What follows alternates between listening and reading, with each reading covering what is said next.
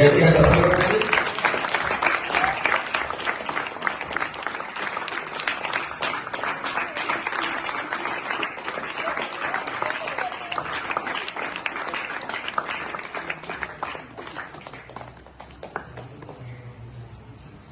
రావడం మన అదృష్టం.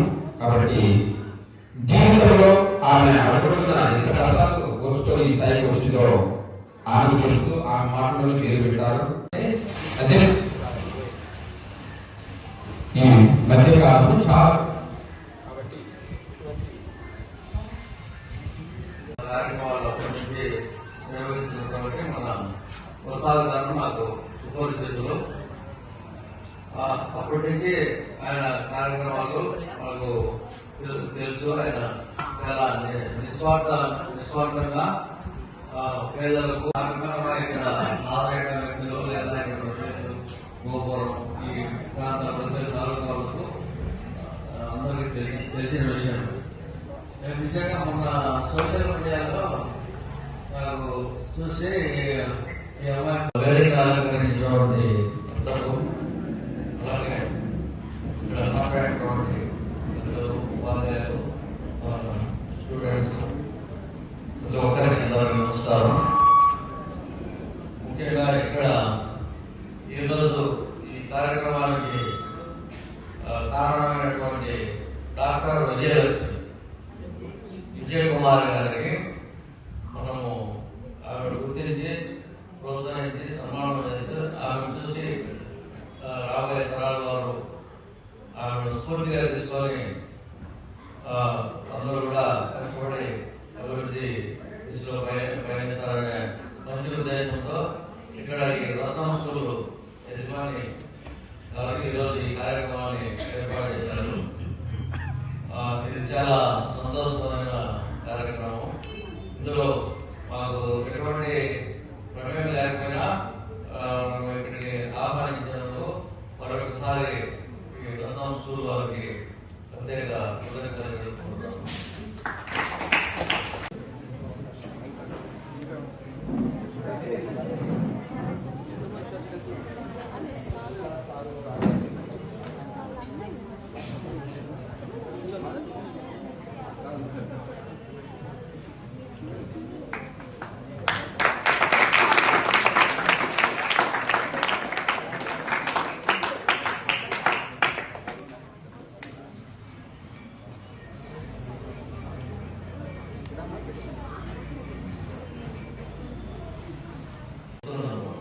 కాబట్టి నిజమైన మెడికల్ డాక్టర్స్ కన్నా ఎక్కువ కష్టం అనేది పరిశోధన చేయడం అనేది అంత ఈజీ కాదు.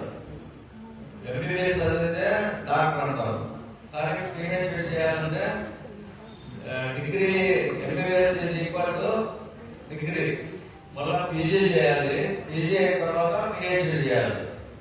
అర్థమైందా మీరు స్టూడెంట్స్? కాబట్టి ఎంబీబీఎస్ అంటే డాక్టర్ అంటే అది డిగ్రీనే.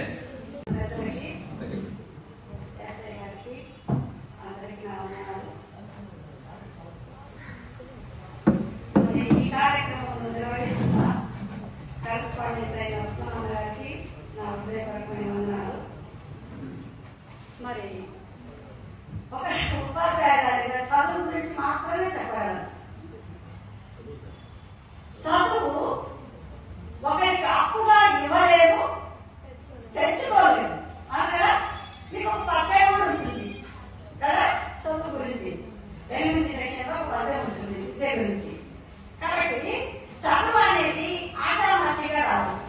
చదువుకునేటప్పుడు చిన్నపిల్లప్పుడు ఏదో ఆట పాట 8 సెక్షన్ వరకు చదువుతాం. 10th క్లాస్ వరకు కూడా ఆట పాటనే చదువుతాం. కానీ 10th క్లాస్ వచ్చిన తర్వాత పిల్లలు ఎట్లున్నారంటే, ఇప్పుడు వచ్చినారు ఫస్ట్ స్టెప్. ఒక్క నిమిషం సార్, అయింది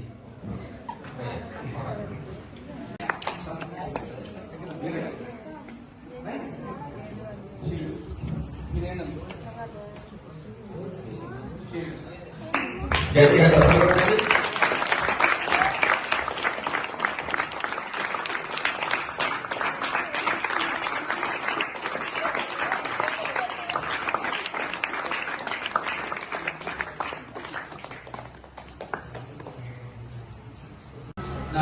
రవికుమార్ బర్త్డే కాలేజ్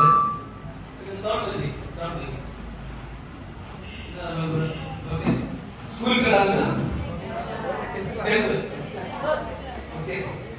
ఈరోజు మనకు పిహెచ్డి చేసినటువంటి విజయ్ కుమారి అమ్మాయిని చదివించాం. ఈ రోజుల్లో కొంచెం చదివిస్తున్నారు 10th ఇంటర్మీడియట్ అయితే డిగ్రీ వరకు.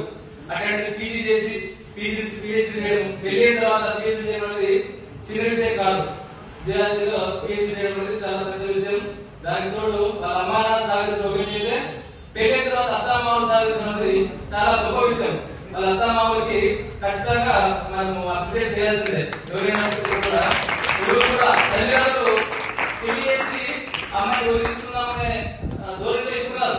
పరిస్థితులు బాగాలేవు, ఆ పరిస్థితి తగ్గట్టు మనం అమ్మాయిని వదిలి చేసుకుని ఎవరెవరికి కట్టబెట్టేస్తామని ఆలోచనలో ఉన్నారు. అట్లాంటి సందర్భంలో ఒక అమ్మాయిని డిగ్రీ పీజీ పిహెచ్డి వరకు చదివించడం అనేది చాలా గొప్ప విషయం. దానికి ఖచ్చితంగా తల్లిదండ్రులు అదేవిధంగా ఈ వాళ్ళ అత్తమామలు ఖచ్చితంగా వాళ్ళని గౌరవించాల్సిందే. అదేవిధంగా ఈ అమ్మాయిని ఆదర్శంగా తీసుకొని ఇప్పుడు మీరు ప్రజెంట్ చదువుతున్నారు కదా 10th అంత 10th క్లాస్ అమ్మాయినా మీరు కూడా పీజీ పిహెచ్డి ఇలా కొంచెం హై లెవెల్ గానే ఎదుర్కోవాలి. కానీ మన ఇంటర్మీడియట్ వరకు డిగ్రీ వరకు చదివేసి అక్కడికి స్టాప్ చేద్దామని ఆలోచనదు. లేదంటే ఉద్యోగం సంపాదించాలి, డిగ్రీ తర్వాత ఉద్యోగం కంపల్సరీ. ఇప్పుడు అందరూ ఉద్యోగం చేస్తున్నారు, అమ్మాయి అబ్బాయి చేస్తేనే కూడా గడుస్తుంది, అంతేనా? మన పిల్లవాడికి మంచి లేపేయాలంటే ఇద్దరు తల్లిదండ్రులు ఉద్యోగం చేస్తేనే మంచి లేపేయగలం, లేదంటే కొంచెం కష్టం. వ్యాపారం చేసే వాళ్ళకి అయితే ఏదైనా కొంచెం డబ్బులు ఈజీ ఉంటాయి కాబట్టి చదివించుకోవచ్చు. కానీ చిన్న చిన్న ఉద్యోగం చేసే వాళ్ళు మాత్రం ఖచ్చితంగా ఇద్దరు ప్లేస్లోనే బాగా చదివించుకోగలం. అది దృష్టిలో పెట్టుకొని ప్రతి ఒక్కరు కూడా బాగా చదువుకోండి. బాగా చదువుకొని మీ తల్లిదండ్రులకు ఇంకొకరికి టీచర్లకి మంచి పేరు తీసుకురావాలి. అమ్మాయిని ఆదర్శంగా తీసుకోండి. రేపు పొద్దున ఏదైనా మనకు ఏంటంటే ఇంటర్మీడియట్ 10th వరకు బాగుంటుంది, అంతా మంచి స్టూడెంట్స్ అంతా 10th వరకు. 10th నుంచి ఇంటర్ ఈ గ్యాప్ 2 years గ్యాప్ మొత్తం ఖరాబ్ అయిపోతారు అనమాట. ఎందుకంటే కాలేజ్ కదా, కాలేజ్ ఏదో ఉంటుంది అనేసి మనం కొత్త బంగారు ఒక సినిమా చూసారా? ఆ రోజుల్లో మీరు చదువుకున్నప్పుడు వెళ్ళి ఇప్పుడు సినిమాలు అంత ఫాలో కావట్లేదు. కానీ ఆ సినిమాకి ఎఫెక్ట్ పడకూడదు. చదువు ఉండాలి, గేమ్స్ ఉండాలి. అదేవిధంగా మనం సినిమాలు చూడాలి, ఏమైనా చేయొచ్చు. బట్ అలాగే ఉండిపోయి దానికి అడిక్ట్ కాకూడదు. ఇప్పుడు కూడా దానికి అడిక్ట్ అయిపోయినామంటే మన లైఫ్ అక్కడికే స్పాయిల్ అయిపోతుంది. ఫస్ట్ లో బాగా 90% 95% వచ్చిన వాళ్ళు కూడా ఇంటర్మీడియట్ వచ్చేసరికి 60% 65% వస్తున్నారు. ఆ పరిస్థితి తెచ్చుకోకూడదు.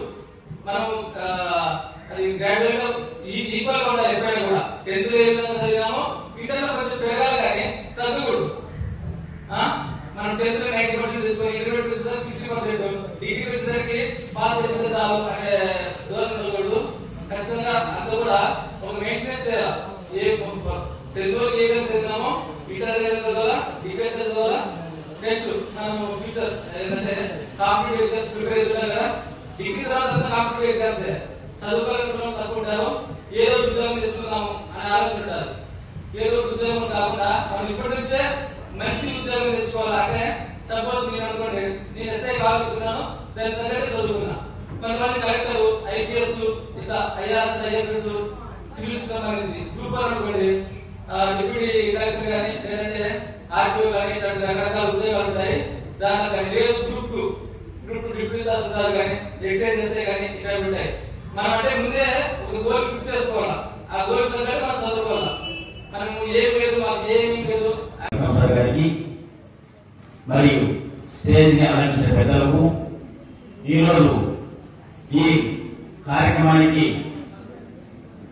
ముఖ్య అయినటువంటి సన్మాన గ్రహీత అయినటువంటి విజయ్ కుమార్కి